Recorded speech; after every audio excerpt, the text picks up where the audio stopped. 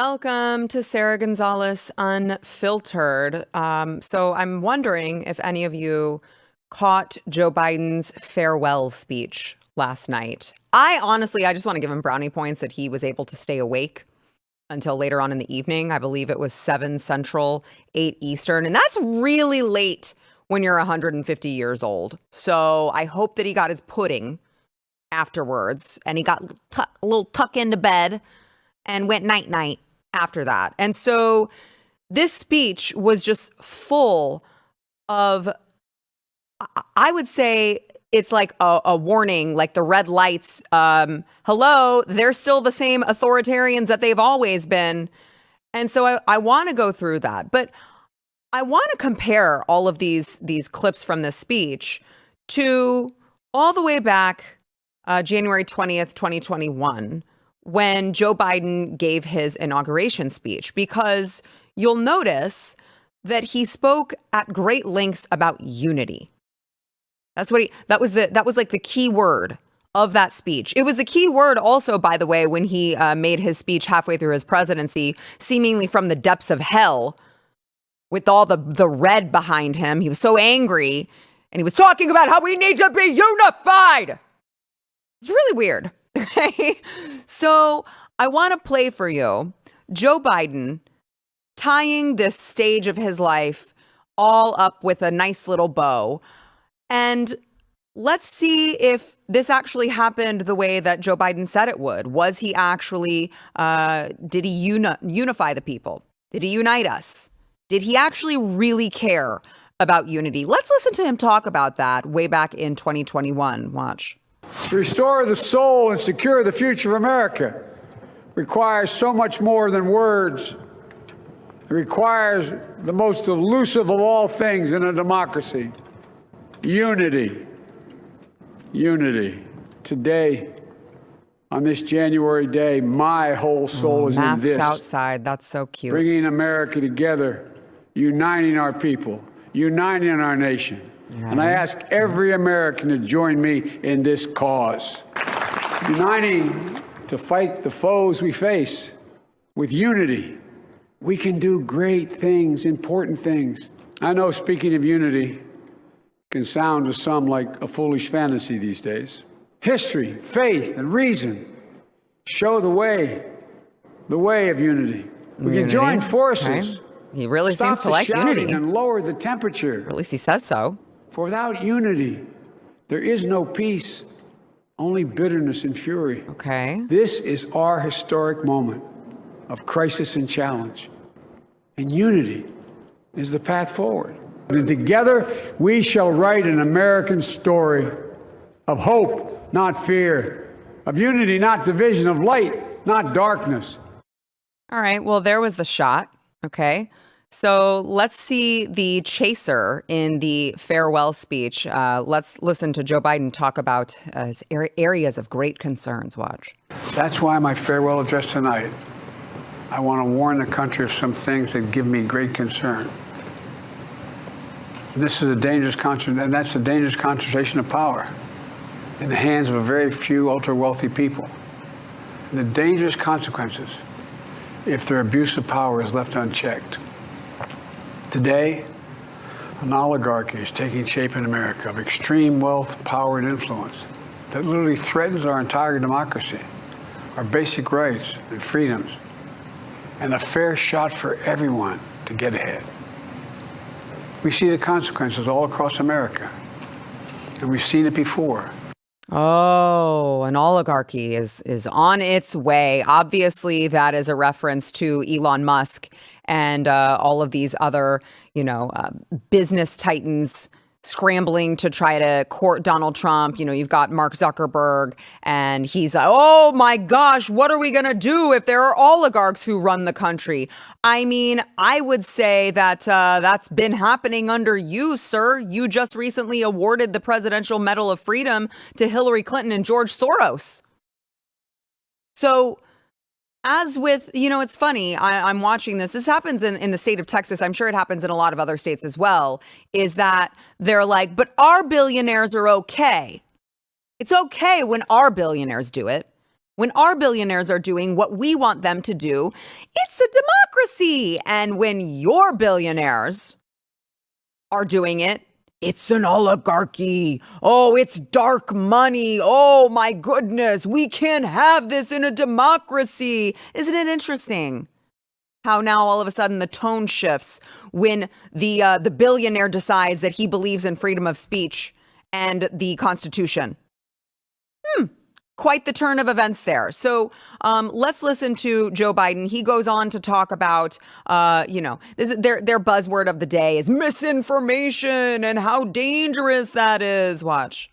Americans are being buried under an avalanche of misinformation and disinformation, enabling the abuse of power. The what? The free press is crumbling. Editors are disappearing. Social media is giving up on fact-checking. No, they're not. The truth is smothered by lies told for power and for profit. We must hold the social platforms accountable. Guys, the platforms are not giving up on fact-checking, okay? Facebook and Meta are not giving up on fact-checking. They just have, instead of having this algorithm that is like just constantly searching for things and flagging it, they're trusting more of a community notes type of fact check. It's still a fact check, Joe. Okay. And it's just rich to listen to these people talk about the misinformation going on. And these are the same people that's all that they do is confuse and lie to the American public. You had them lying about let's say the Parental Rights and Education Act over in Florida. It's the Don't Say Gay bill. This is hateful. This is bigoted. No, you just can't talk about your sexuality in front of kids. And by the way, if you guys want to fight that, whoever speaks out against that probably should be put on a list so we can check your hard drive. They talked about the election integrity bill over in Georgia. They're like, you can't even have water in line. They told you that the Inflation Reduction Act was actually going to reduce inflation, when really it was just a green energy bill. Okay? They constantly lie to women about the overturning of Roe versus Wade, to the extent that women are actually like, they don't think that they can receive care if they have some sort of an emergency. They're having an emergency event, pregnant, and they're confused about the law, not because the law is not on their side, but because the Democrats have lied to them and told them that they aren't allowed to. So it's just rich coming from the party of lies to hear him warn about misinformation as if that's not what we've been living with for the past 4 years. Now, I want to play another one here. Joe Biden talking about tax reform. We must reform the tax code. Not by giving the biggest tax cuts to billionaires, but by making them begin to pay their fair share. We need to get dark money. That's that hidden funding behind too many campaigns contributions. We need to get it out of our politics.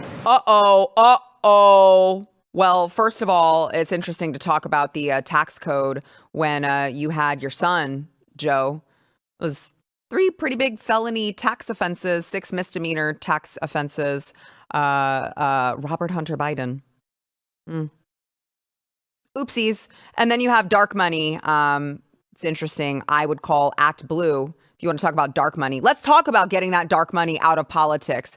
Act Blue. Here's a headline. Act Blue, the Democrats' $400 million dark money machine.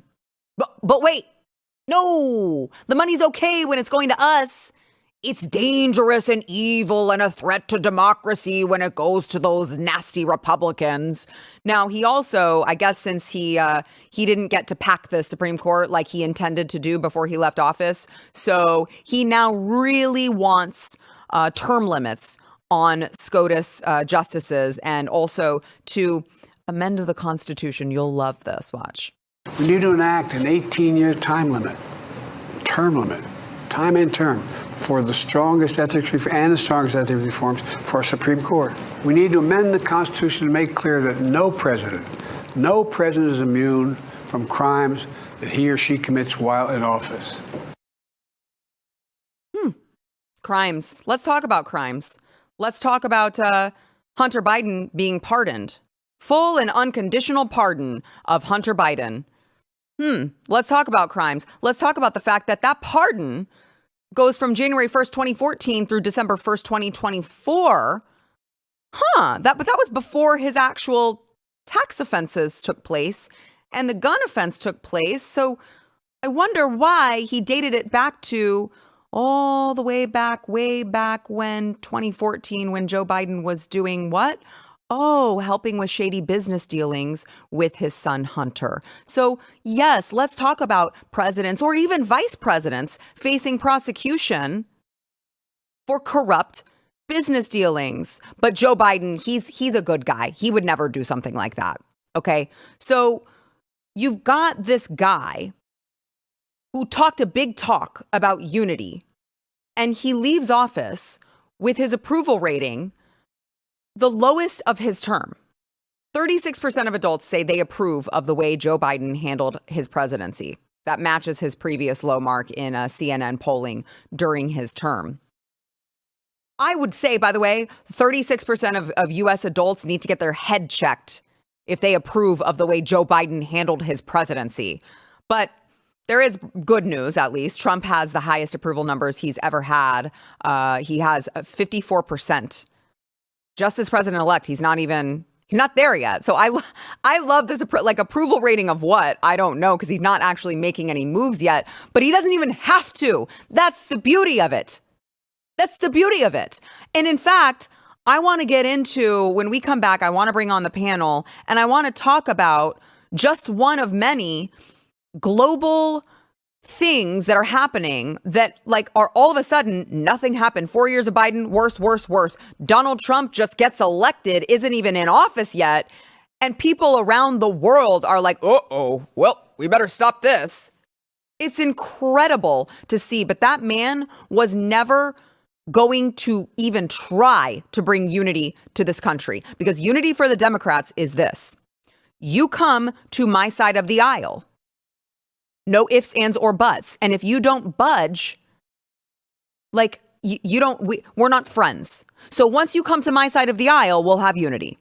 That's their idea of unity. Yeah. And you see where that got them now going into January 20th, 2025. Reminder to you guys, please subscribe to our YouTube channel. We have been demonetized for going on 2 years now. We make $0 from this episode on YouTube. So, the least you could do is just make sure you're subscribed, hit the thumbs up button, and comment. It'll help us in the algorithm. So before we bring on the panel, I want to thank our sponsor of the segment, My Patriot Supply. So look, when crisis hits, food is always the first casualty. And I am very confident we're going to make America great again. But I'm just saying, everyone in this country, I believe everyone in the world, just needs to have a basic emergency food supply. You got to do it with My Patriot Supply. They are the ones that we trust. We have them at home. They've got a 4-week emergency food kit that will give you the nutrition you need to stay strong in a crisis. 2,000 calories per day, 100% of your daily value of 12 essential vitamins and minerals.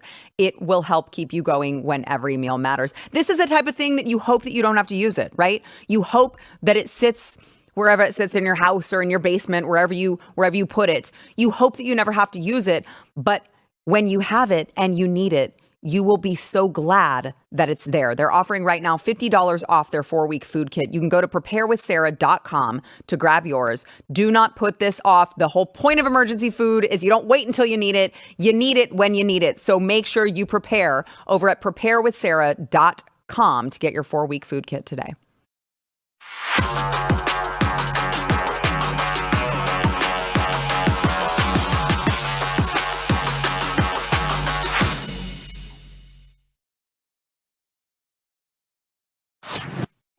All right, welcome to the show. We have a BlazeTV contributor, Matthew Marsden. Hello. Actor and producer extraordinaire. How are you? I'm all right. How are you? I'm good. I was just talking about, Joe Biden pretending like he wanted unity. We all know, Joe, we saw you. You didn't want unity at all. And so you have potentially the worst president ever. Oh, I think he is, yeah. Right? He's got to be up there. Yeah. It's got to be really close. It's got to be really close, if not the worst. And so you have the worst president ever. And then you have Donald Trump coming just not even here yet, coming right, like just so close. And then things start happening around the world that you're like, Yeah. oh, well, that wasn't going to happen without Trump. Oh, well, that wasn't going to happen without Trump. And so I want to talk about the latest one of those, which I know is not a total done deal right now, but there was a preliminary deal for a ceasefire in Gaza between Israel and Hamas, and also the release of hostages. So Reuters is saying that the United States says the Gaza ceasefire is going to start as planned despite a loose end. And they said the Gaza Strip ceasefire should begin on Sunday as planned, despite the need for negotiators to tie up a loose end at the last minute. That's from Antony Blinken, Secretary of State. So you, of course, have Joe Biden like, it was me, I did it. But like, he didn't do anything. For how many days has it been now? I wish I had that. I wish I had that number. I mean, it's been like over a year that we have had American hostages. Was this 2023 that this happened? It was October 2023. Yeah, That's it's longer than a year. Yeah. That's insane. Like, and we've had American hostages there the whole time. And how many times have you heard Joe Biden talk about it? Well, I mean, look. No. I'm literally asking you. No, I've never heard him. You've never heard him talk about it. Okay. Never. Okay. So take that into consideration. And by the way, thank you, Stephen. Take that into consideration, and then take into consideration. Do you like how I just looked up? I know, it's like he's God. See that, Stephen? You are God. It's different if you say it. Like he's coming from there. It's not up there. Maybe, Sarah, if you had said it, everyone could have thought the control room was above you. It's upstairs. Yeah. There you go. Come down from there, Stephen. Get down from there right now. So you have Donald Trump just last week, talking about Hamas and talking about American hostages. And I'm just going to say, I'm pretty sure that it wasn't Joe Biden and it was instead what Donald Trump had to say to Hamas if the hostages were not returned. Watch. If those hostages aren't back, I don't want to hurt your negotiation. If they're not back by the time I get into office, all hell will break out in the Middle East. And it will not be good for Hamas, and it will not be good, frankly, for anyone. All hell will break out. I don't have to say anymore, but that's what it is. I love him. Dude, and that's why he's so good at this. That's why the left, when he was campaigning the first time around, they were like, he's going to get us into World War III. Can you imagine this guy with the nuclear codes? And it's like, no, the way that he talks like that, it scares them. Yeah, it scares them. Listen, I remember before the war in Ukraine, people used to really worry about Putin because they'd be like, you know what, that guy, like, he'll do that. Mm-hmm. He'll say it and he'll do it. And I was like, yeah. And we should have someone like that. Right. We absolutely should have someone like that that goes, do you know what, don't mess with us, or you're going to, mess with the bull, you get the horns, right? So clearly you have Biden. I mean, it's just a logical thing, right? You have Biden for all this time, nothing, which, by the way, the most elite troops on the planet could have gone over there and got those back, right? They could have, and there are people over there. But if Biden really wanted it to happen, it would have happened. He would have said something. Nothing happened. Trump said that. The next week, Hamas goes, oh dear, I'm out. Like, take your hostages back. Because they know he's serious. Yeah, exactly right. And so they can't be saying that this is Biden going, it's me. I mean, come on now. Yeah, I know. It's insane. So, okay, so let's listen to Biden try to take the credit with Antony Blinken, who, by the way, he's just been abysmal too as well. Watch. How much credit do you give to the Trump team for this deal? Trump is already taking credit for Look at that face. Look at that smug face. Well, this is the exact framework of the deal I proposed back in May. Exact. Is it? And we got the world to endorse it. On a what? Secondly, it's America's support for Israel On a doorship. that helped them badly weaken Hamas and its backers. And, You've done nothing. Create the conditions for this deal. You've done nothing. I'm confident. Thank you. Folks, credit for this, That's Mr. President, you or Trump? Oh, there it is. Is that a joke?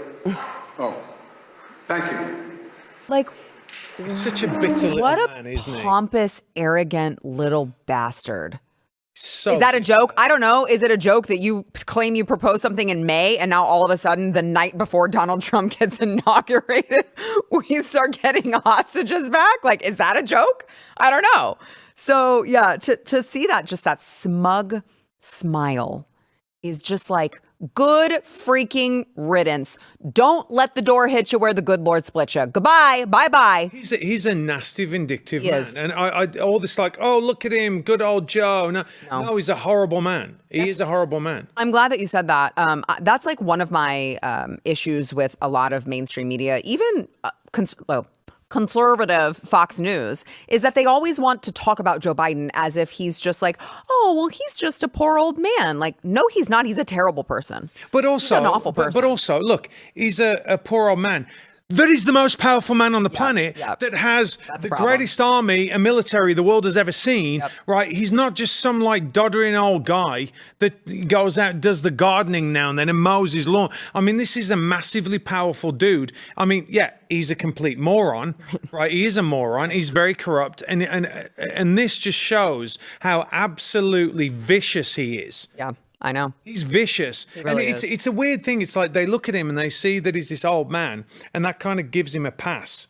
I mean, it's like the ultimate like identity politics as well, right? Right. It's like if you're of color, you can't do anything wrong. If you're an old man, you can't do anything wrong, apart from if you're Donald Trump now. They're trying to say you can because he's too old. He's this, that. Right, but he doesn't act as old as Joe, so I don't make it make sense. It doesn't. But so Joe Biden is that a joke? Is Donald Trump involved? Is that a joke? Well, joke's on him, because Joe Biden's own State Department actually gave a press conference and they were like, yeah, actually President-elect Trump's involvement was really crucial in all of this. Watch. When it comes to the involvement of President-elect Trump's team, it has been absolutely critical in getting this deal over the line. I don't know if it's unprecedented to have envoys from an outgoing and an incoming administration sitting at the same table negotiating a ceasefire agreement of this kind. I thought it was from May. But if it's not unprecedented, it's certainly unusual. Wait a second, Joe. We, of course, thank the Trump team for working with this ceasefire agreement. We think it's important that they were at the table. Thank the Trump. That is so strange, because I just heard Joe say that this was the same exact deal from May, except his own State Department just admitted that the Trump team was sitting at the table negotiating this deal, which means it was not the exact same deal. If it was, they wouldn't have needed to be there.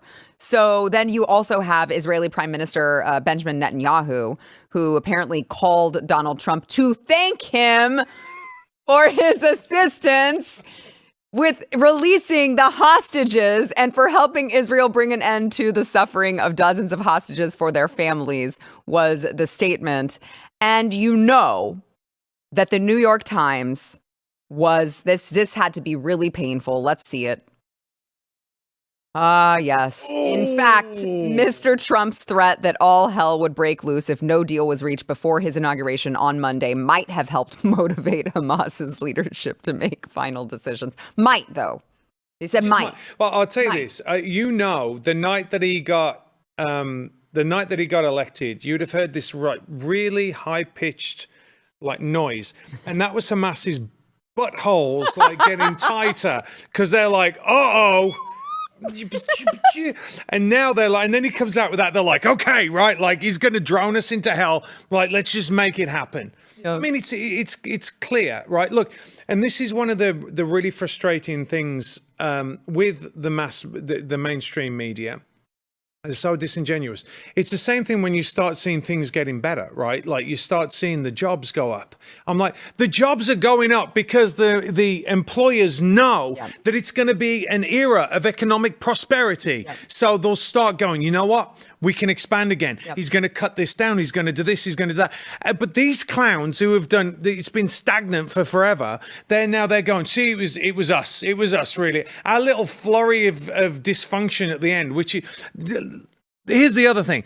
They've done more to undermine Trump in the last 2 weeks than I've ever seen. I mean, certainly that's been publicized, right? They've been a disaster over that. Like, let's send this money here and let's release these people and let's do this. Oh, it's so great. Like we're next almost week. there. We're not just next week. Next Monday. It's Monday. But Monday is next week. Well, I know, but I'm saying we've got Friday, Saturday, Sunday, Monday, 4 more days. Oh. My gosh, I can't wait. Okay, so just a quick note really, really fast here. I don't know if you saw this, with all of the way that the Biden administration has handled this entire thing that we're talking about right here, the way that they have handled all of the protests with all of these Hamas apologists flooding the streets of New York and all of these other places. I know you've seen what's, in the UK, it's even worse. Yep. But you had this, for the first time, I think, Jewish people in America who really had to sit back and go, holy crap, what has the Democrat Party become? They truly are anti-Semitic, and we can't stand with them anymore. Donald Trump actually received the highest percentage of Jewish vote of any GOP presidential candidate since 1988. Even in deep blue New York, this is from the article, deep blue New York, Trump won every precinct that had a 50% or greater Jewish concentration of voters. So, we talked a lot about are Jewish people who historically tend to be Democrats, are Jewish people going to wake up and finally recognize the Democrat Party for what it is? Looks to me like they did. Well, I think there's a lot of different groups. I mean, I hate to band people together in these groups, because that's a very democratic thing to do, as in from the Democrat Party. Sure. But whether it's Hispanics, whether it's blacks, whether it's even Catholics, Catholics were traditionally Democrats, and I say you cannot be Catholic and be a Democrat. You can't. Right. And I think it's the same for the Jews. They can't do it anymore. And this is, it's a real come to Jesus moment, as it were. If you realize that someone wants to kill you, which is what is going on over there, then all of a sudden you look out your window, you're like, hang on a minute, that's come here. Mm-hmm. Like they're chanting from the river to the sea here, which means they want us all dead. Right. That's a bit of a problem. Yeah. And that will shift you pretty quickly. It's the same thing like when it becomes personal. We've said this over and over on the show. When it comes personal, people tend to go, okay. It moves you. It moves you. I mean, it has to. It's happening. It's going to happen in Pacific Palisades. It's going to happen in a lot of people in Altadena were conservative, but it's going to happen. Yeah. I hope. I think so. I hope so. All right. Let's take a quick break. We'll be back with more.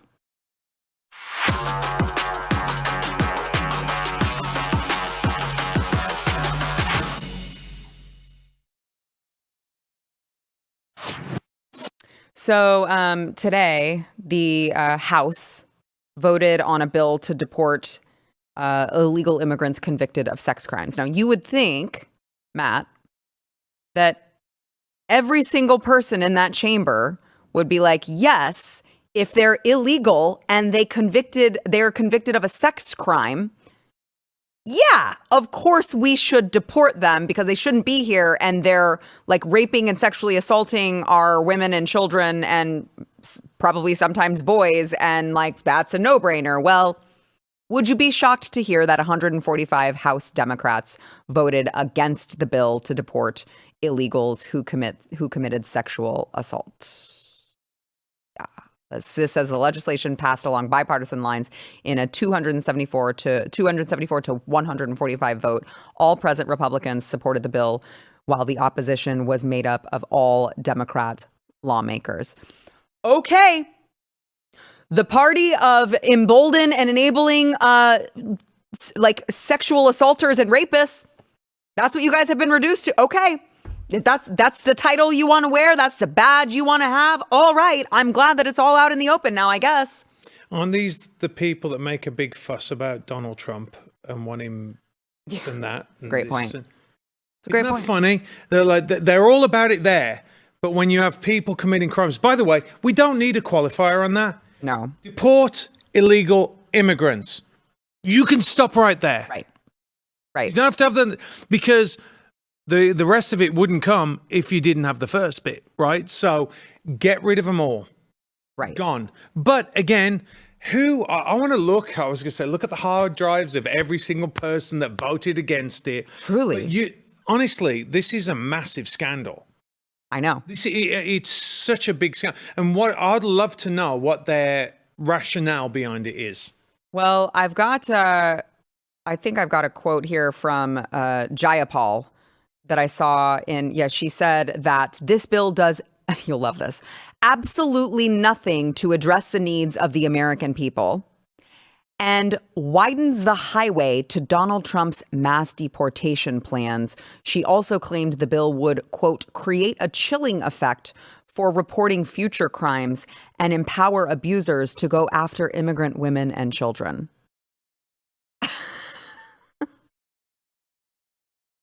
Yeah. I'm sure if you open their head, there's either a monkey with like symbols like going da da da da da da da, or it's just like a load of spaghetti. Because how the hell did she come to that? It does nothing to address the needs of American people. I mean, I would argue, counterpoint, okay? Counterpoint, ma'am. American people don't deserve to be raped and sexually assaulted by illegals.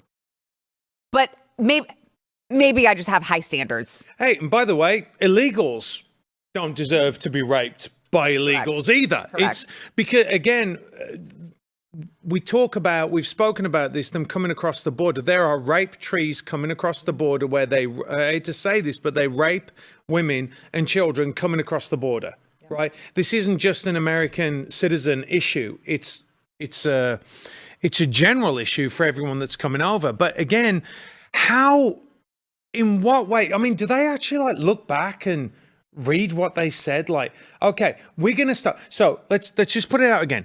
We want to stop illegal immigrants that rape. How does that help the American people?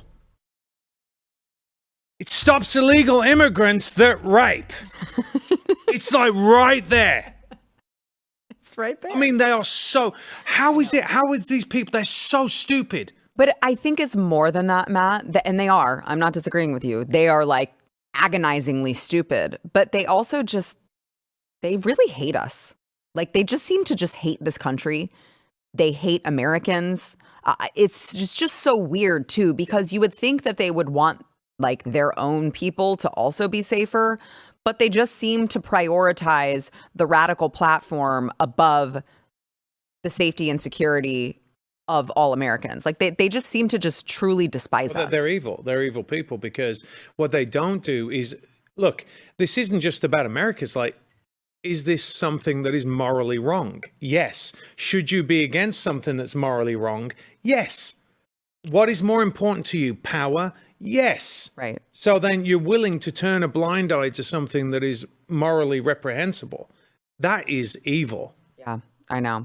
I mean, my hope is that the American public, like, you see it? Do you see it? I mean, I believe this was Nancy Mace's bill, and she tried to put it through in the Democrat-controlled House, and of course, it didn't get anywhere. But now it's like, okay, well, now all of you guys are on the record as going against protecting Americans from illegals convicted of sex crimes. That is such a weird flex, but I appreciate you going on the record for that. Okay, I have to read you this headline that I just read. You're going to love this. Are you ready? Mm-hmm. Breaking. FBI shutters DEI office ahead of Trump inauguration. But that's Biden. That's because of Biden. It's because the red dye number 3, the Israel Hamas deal. Joe Biden now all of a sudden decides we're going to close the Office of Diversity and Inclusion. And so it's just an epiphany I had. Well, we shouldn't do that. Shouldn't people be going really crazy about this, that they're doing it? Shouldn't the left be outraged that they're doing this right now? Well, they did it in secret because they did it very, very quietly, which I think probably was smart on their end if they don't want to piss off their people, because the FBI apparently confirmed to Fox News earlier today, in recent weeks, the FBI took steps to close the Office of Diversity and Inclusion effective by December 2024. So they already did it and didn't tell anyone. They're like, oh no, he just got in quick. I wonder what those shredders, I'm telling you, those shredders must be going like 24 hours, man. True. But here's the thing, and there is something that we really must remember about this is like, not all FBI agents are bad, right? Like a lot of them are good. And I think that this is a real victory for the ones that are actually out there trying to do their job, right? Because the rank and file are good. You know, I mean, like my buddy Tim Clemente said, the top brass and the new diversity hires bad. Yep. The ones in the middle are actually good. The ones in the middle, but like I'm sure that they are now few and far between, because you would think that the good ones have already had enough. Yeah. And said no, thank you, bye bye, and left. Yeah, and they're Same also, thing with police departments, by the way. they're also older. They're also Gen X, and they're like, listen, I want to retire, I want to get out, which is really sad. But I think that you'll see, because Cash, he's coming, baby. Don't think he's not going to get confirmed, because he is. Cash money, baby. When he comes in, there's going to be a lot of people leave. Great. I love that. I hope there's a record amount of FBI agents who turn in their resignation letter on January 12th. I hope that happens. I hope that happens. Can I just say this, though? After like 2 years of being on this show and going, oh, they've done this terrible thing again, and look at what they're doing. Isn't it great to have a smile? Yeah. And to win a little bit? Like, we're winning. Yes. We're winning. It's going to be great. Abu Bakr al-Baghdadi died like a dog. So great. We're going to have 4 years of this. It's going to be... It's really nice to see. But I was like a little bit irritated yesterday when I talked about the red dye number 3, because there is sort of a sense of just, of course, I'm the one who's going to like bring it down, but not really. But like, I just hate that they're doing this under Joe Biden. It feels like they're trying to like give him the credit of just like, look, Joe Biden cared about America's health when nobody else would say anything.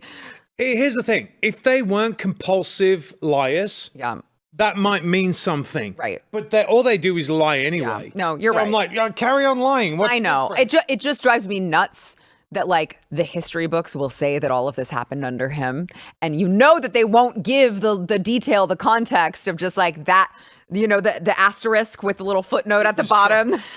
Or it was RFK came in and did. No, I mean, look. I'll take it. I'll take the W's. I'm not going to complain. Here's the thing. The wins that are coming. Yeah, no, you're right. Are going to be so huge. They're going to be so huge. Your head's going to spin. It's going to be great. We're going to make America great again. So good. Oh my gosh, it's like Donald Trump is really here.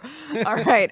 Let's actually get into, speaking of making America great again, we had more confirmation hearings today. Let's get into some of that when we come back.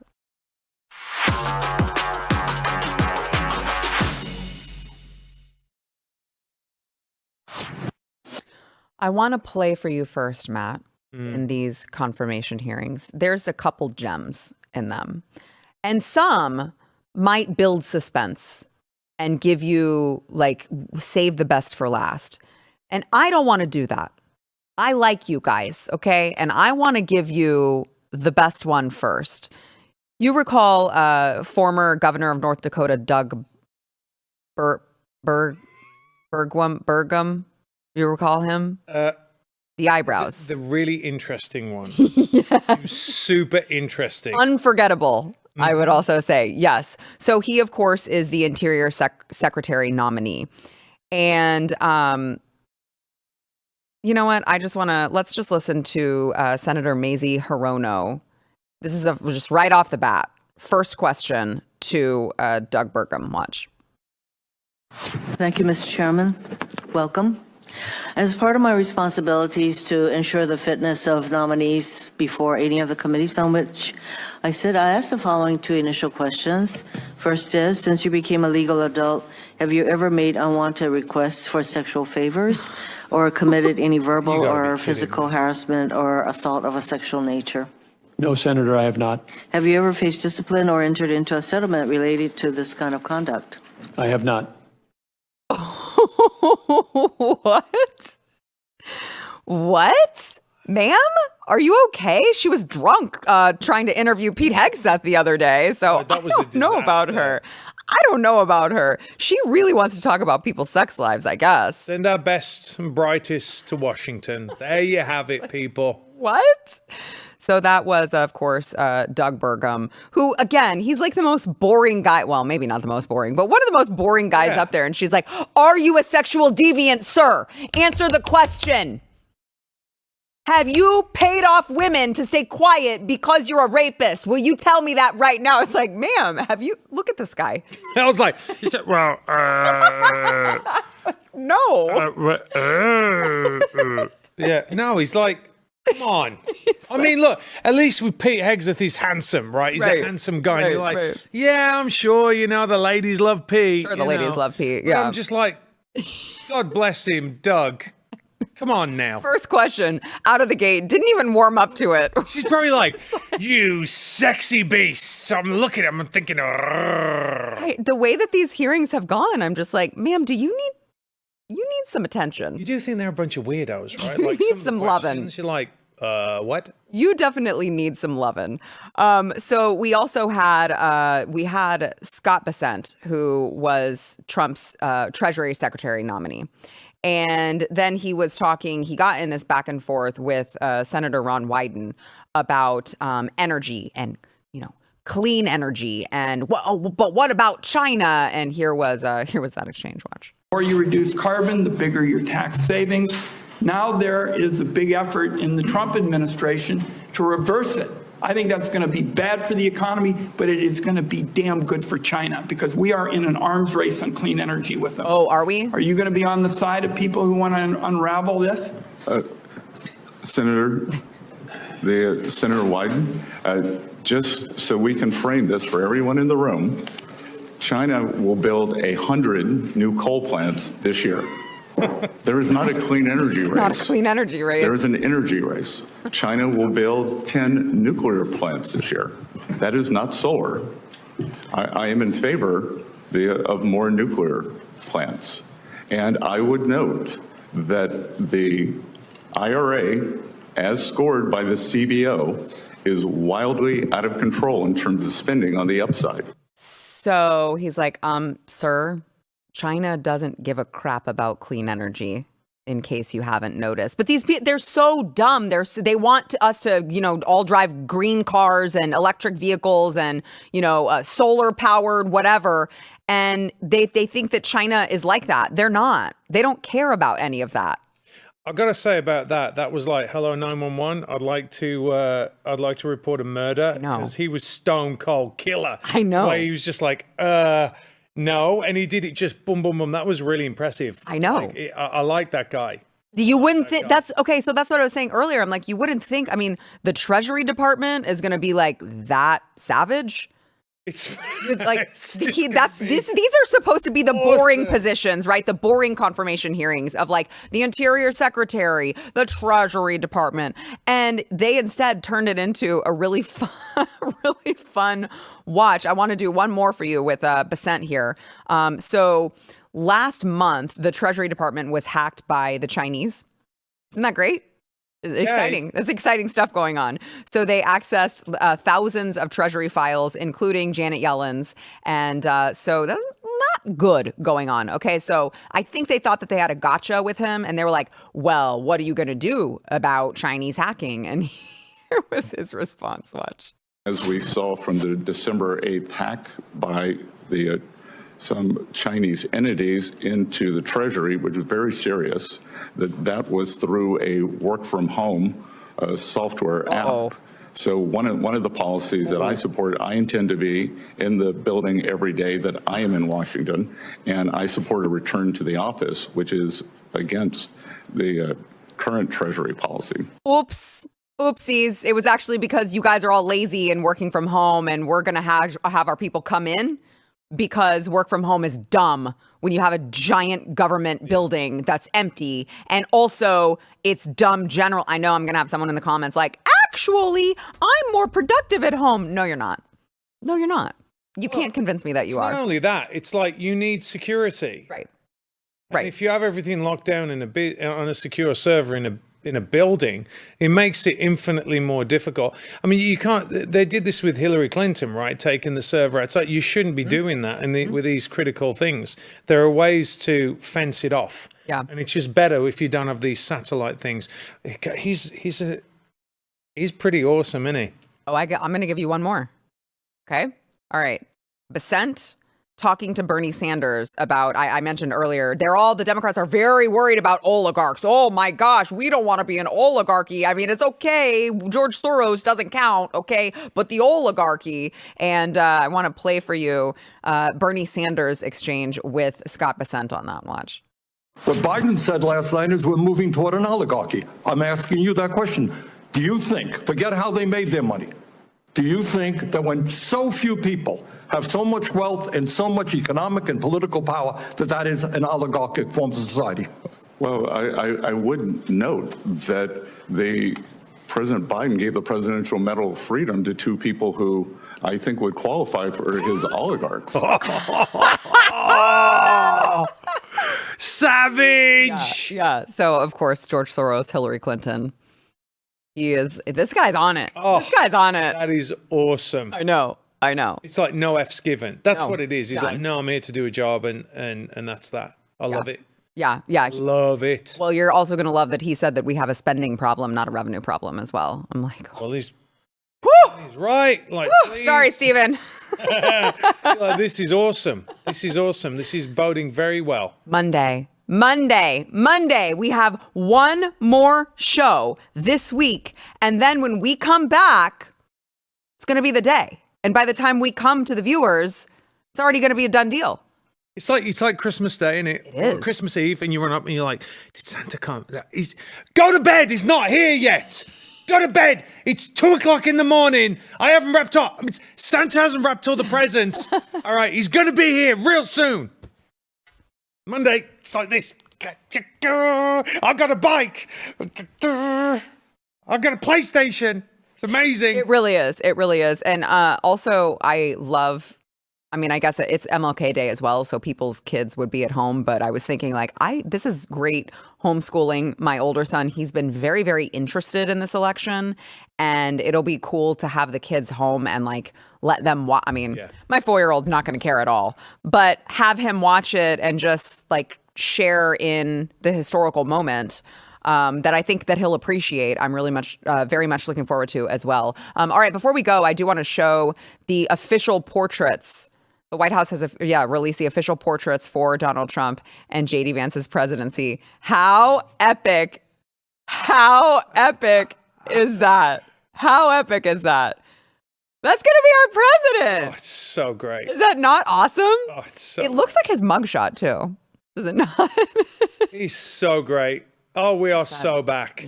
We are so back, Matt. Coming to you Monday with a brand new. And think, what else can happen between now and Monday? Don't. I can't believe you said that.